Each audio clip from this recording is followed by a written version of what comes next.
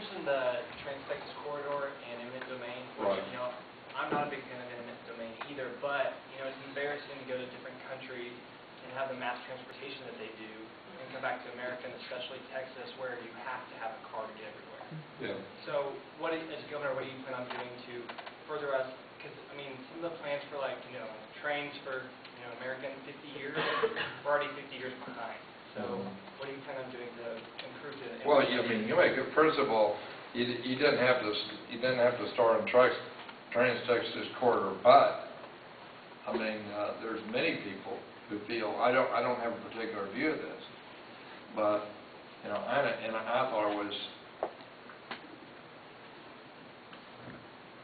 a ridiculous idea, which he's trying to escape accountability for, to put as a principal transportation initiative of his first 10 years as governor, trying to get 18-wheelers from Mexico to points north, rather than helping people get from where they live to where they work, or Americans good to markets.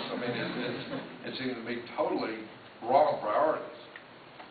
And, people in his own party, right, Senator Corona, who's a very sharp guy, respected by people on both sides of the aisle, is right.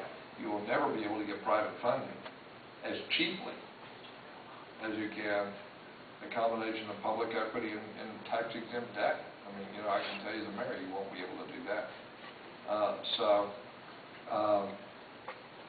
But what we ought to do is we ought to be focusing on the transportation needs of the state, and they differ in different areas. They're different for different areas.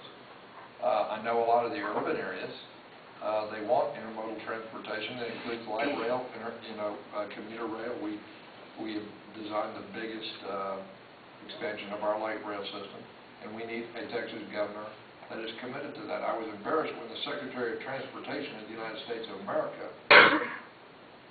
when explaining why Florida got over $1 billion for high-speed rail, said that Texas doesn't have its act together.